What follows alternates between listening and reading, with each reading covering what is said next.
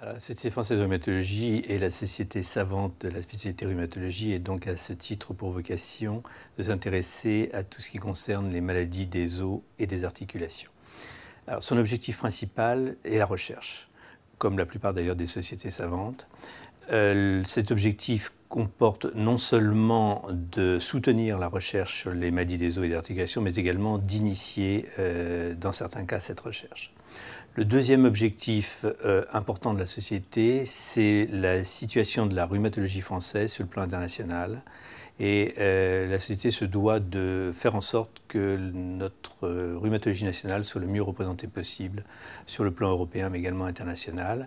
D'ailleurs, il faut signaler à ce titre que le prochain président de la société européenne sera un Français, le professeur Dougados de Paris.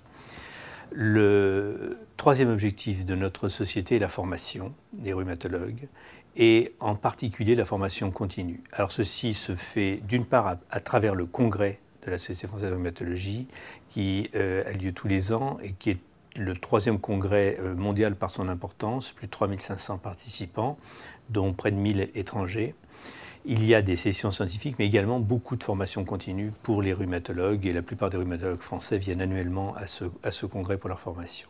La société développe également des journées de formation dans les provinces, et au moins une fois par an, il y a des journées dans les provinces, les journées nationales de la Société française de rhumatologie.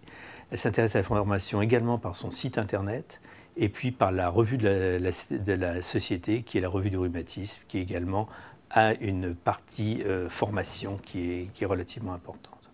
Enfin, je dirais que la société a également pour vocation d'être une interface avec les autorités de santé, notamment avec la Haute Autorité de Santé, par exemple pour les recommandations professionnelles, également avec l'AFSAPS pour des problèmes touchant directement le médicament.